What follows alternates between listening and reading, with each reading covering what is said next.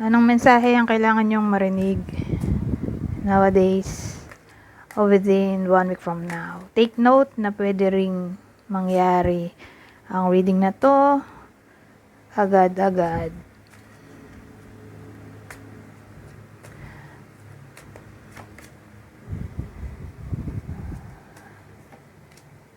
Wow! Ito magandang combination, no? So, sabihin natin,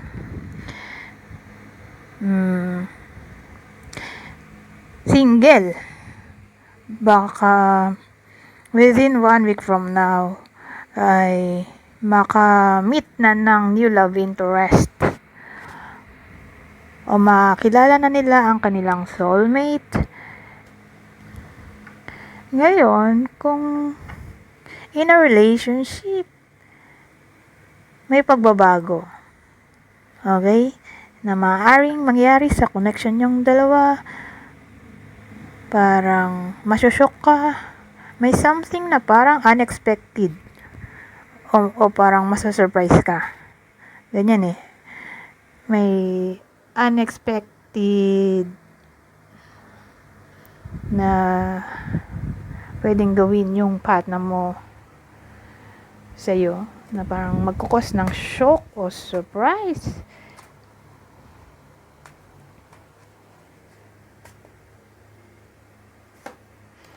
Pero yung iba sa inyo, kung single naman,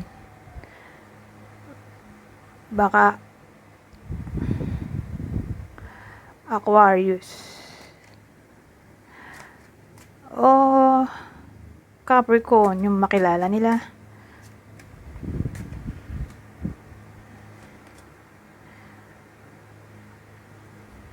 O ma-fall in love sila sa taong ganyan. Kaya lang malabo eh.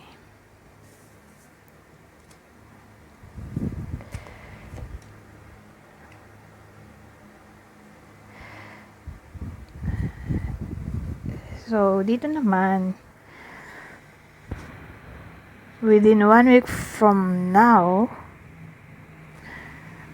when it comes to your career, parang may breakthrough na maaaring mangyari o parang new idea na papasok sa isip ng karamihan sa inyo. O sabihin natin, may clarity o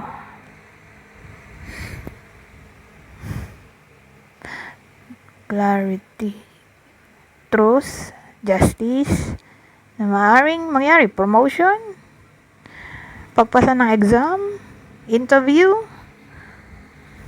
posible, lalo na kung nag-a-apply.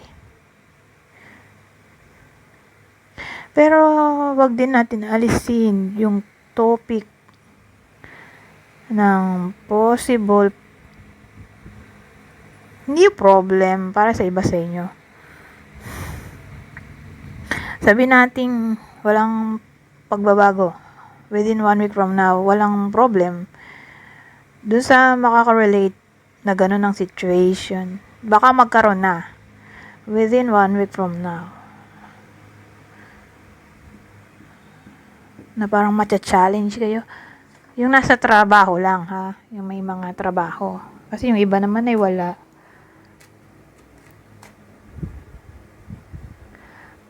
Ma-engage.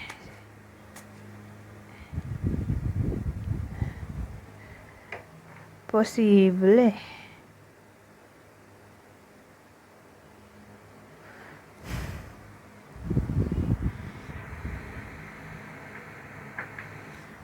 O baka yung problem ay sa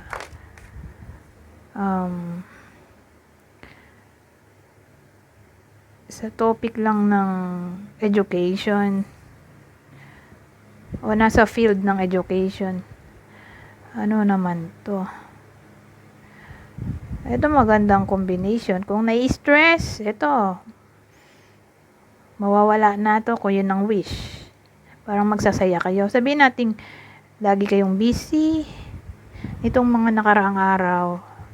Dito mawawala na itong dala-dala nyong problema o iniisip.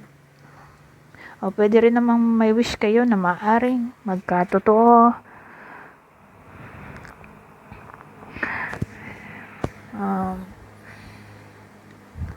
Ano ba? Wish o dream?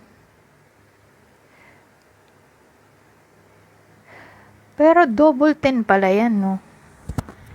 Hindi ko nang nalimutan.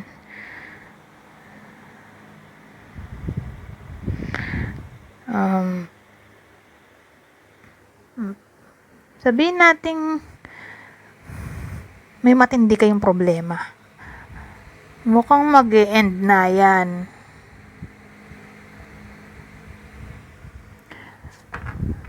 Kasi ending ang 10 eh.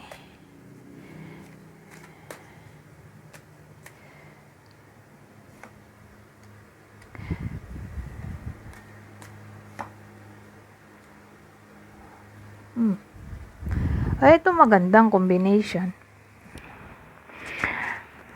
Applicable lang to kapag ganito. May energy ng 5 of Cups. Na yun nga, sad ngayon. Disappointed. May iyak. May namimiss. Dito may parang sudden change na maaring mangyari.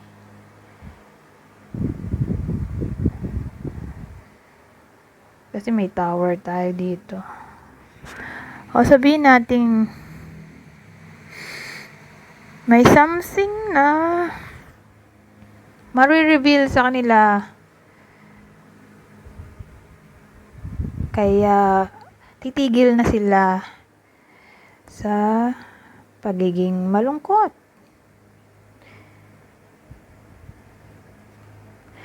Medyo alanganin lang kung hindi to nangyayari, tong energy ng 5 of Cups. Kasi kung di nangyayari, di mangyayari pa lang.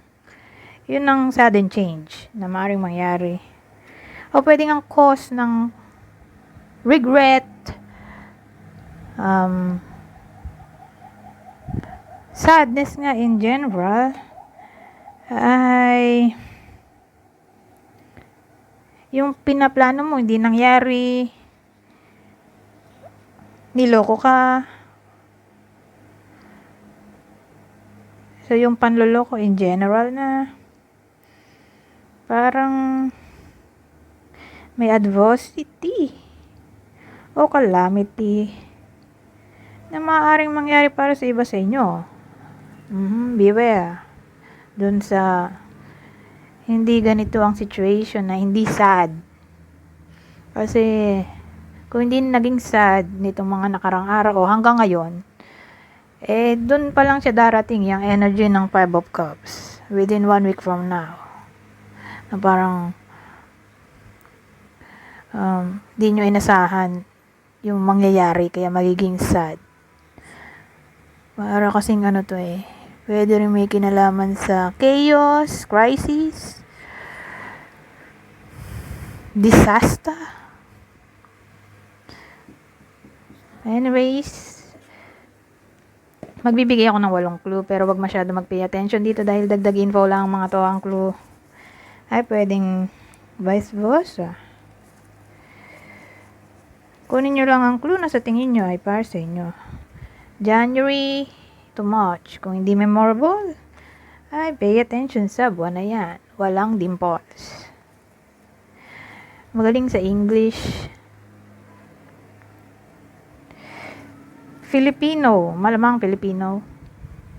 O purong Filipino. Kasi yung iba ay half. Diba? 2, 4, 5. P. Letter P sa whole name o nickname K. Same explanation.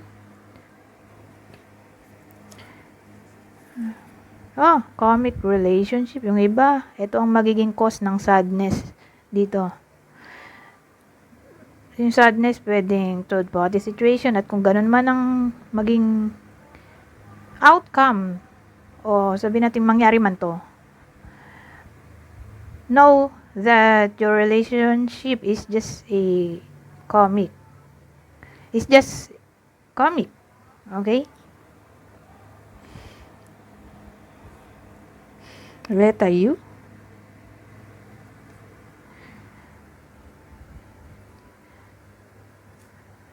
Two, four, 6, 8. Ayan na. Anyways, hanggang dito na lang. Goodbye for now. Ayun, nilipad na.